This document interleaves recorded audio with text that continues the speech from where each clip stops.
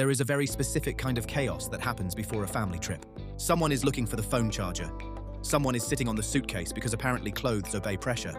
A child has packed 3 stuffed animals, 2 books, 1 mysterious object, and no socks. And then there is the dog. The dog has not read the itinerary. The dog does not understand Schengen. But the dog has seen the suitcase, and the dog knows something is happening. If the dog is coming too, the family needs the usual things: lead, food, water bowl, blanket, maybe medication, possibly the toy that looks disgusting but is emotionally irreplaceable. And somewhere beside the human passports, there is the pet passport. The dog does not know it has a passport, which is probably wise. Most dogs already have enough confidence. For many people, pets are family. Not like family in a cute slogan way. Actually family. They shape routines, holidays, homes, walking routes, and the emotional geography of daily life. So when people travel, the question is often not just, where are we going? It is, can the dog come too? Can the cat move with us? Can the ferret legally participate in this European adventure? And yes, in EU pet travel rules, pets are very much invited to the bureaucracy. But animals crossing borders are not just adorable companions. They are also living beings moving between animal health systems. And that means travel needs rules, because affection is beautiful, but affection does not prove rabies vaccination. The EU pet passport is used for the non-commercial movement of dogs, cats, and ferrets between EU countries. In normal human language, that means your pet is traveling with you, not being sold, transferred, or moved as part of a business. The passport includes key information about the animal, its description, its owner, its microchip, or in some older valid cases, tattoo identification, its rabies vaccination record, and the authorized veterinarian who issued or updated the document. Basically, it tells another country, this animal is identifiable, its vaccination record is traceable, and its movement follows shared rules. That may sound boring, but boring is what you want at a border. Nobody wants their summer holiday to become episode 1 of veterinary paperwork, The Crisis. The serious reason behind all this is rabies prevention. Rabies is not a charming topic. It does not match the vibe of dogs at cafes and cats judging hotel rooms. But it matters.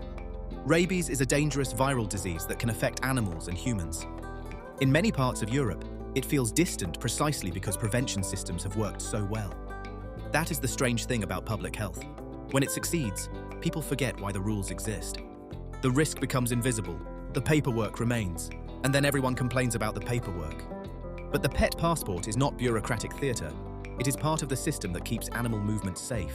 The idea is not, no pets can travel, and it is not, every pet can travel because love wins. The idea is, pets can travel when their movement is made safe for everyone. That is the EU at its most practical. Not anti-freedom, pro-organised freedom. Then there is the microchip. And honestly, the microchip is doing more philosophical work than expected. Because a pet cannot explain itself at a border. A dog cannot say, yes, hello, I am Bruno, born in Porto, vaccinated in April, emotionally dependent on this blanket. A cat cannot confirm its identity. A cat may not even confirm your existence. So the system needs reliable identification. The microchip links the animal to the passport and the vaccination record. Without that link, the document is just paper. With that link, the system can verify that the animal traveling is the animal described. The microchip is the tiny bridge between affection and accountability. It says, this is the pet. These are the records. This is the trust chain. And yes, the animal still thinks the whole thing is about snacks. The pet passport also turns veterinarians into unexpected border workers. Not literally. They do not get tiny customs hats, though frankly, that would be excellent. But they are part of Europe's mobility infrastructure. The vet verifies the microchip, checks vaccination status, records the details, issues or updates the passport, and helps owners avoid the classic travel disaster, discovering at the last minute that the rabies vaccination is out of date, or the microchip number is missing, or the document is wrong, or the airline has rules the dog was not emotionally prepared for. The vet is where private love meets public regulation. And this is how many good systems work. The law may be written in institutional language, but people experience it through professionals who make it usable. Doctors, pharmacists, local administrators, and in this case, the person trying to convince a spaniel to stand still for a microchip scan. The real beauty of the EU pet passport is that it makes travel predictable. Without shared rules, every border could become a different puzzle. Different documents, different checks, different formats, different confusion. That would not be freedom. That would be paperwork with suspense. The EU system creates common expectations. Owners know what they need. Vets know what to record. Authorities know what to check. And families can travel without turning the dog's holiday into a legal thriller. This is one of the quiet achievements of European integration. It does not remove rules. It makes rules shared enough that life becomes easier. Freedom of movement works because someone built the systems around it. Even for the dog, especially for the dog who has packed nothing and contributed nothing except vibes. Of course, because humans are involved, things can still go wrong. The usual mistakes are not dramatic. They are administrative, which is worse because they feel preventable. The rabies vaccine is expired. The microchip was not recorded properly. The passport is missing key information. The family assumes EU rules and airline rules are the same thing. They are not.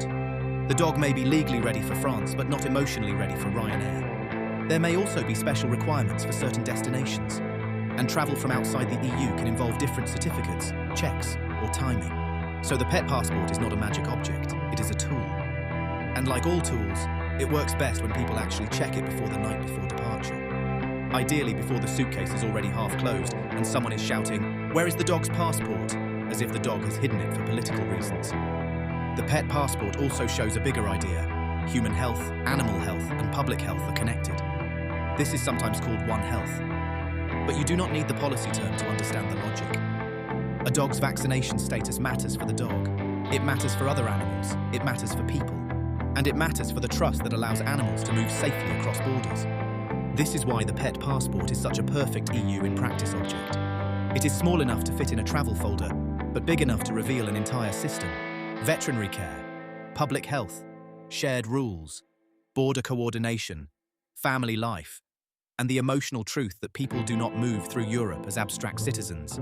They move with children, partners, parents, luggage, anxiety, snacks, and sometimes a dog who believes the entire trip was organized for them.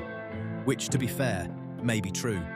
So the family crosses the border, the humans barely notice. The dog definitely does not notice. The dog is asleep, or watching cars, or thinking very seriously about a sandwich. But behind that uneventful moment is a system, a microchip, a vaccination record, a vet, a passport, a shared European rulebook, a public health logic that allows love to travel without ignoring risk. That is what good policy often does. It disappears into ordinary life. It makes the complicated feel normal. It turns borders from obstacles into managed transitions. And yes, sometimes it gives the dog a passport. A pet passport is not just paperwork.